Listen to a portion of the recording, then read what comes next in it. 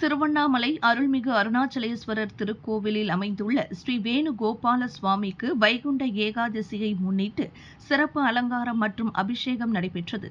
பின்னர் சொர்க்கவாசல் திறக்கப்பட்டது. இதில் ஏராளமான பக்தர்கள் கோவிந்தா கோவிந்தா என பக்தி முழக்கத்துடன் சுவாமி தரிசனம் செய்தனர்.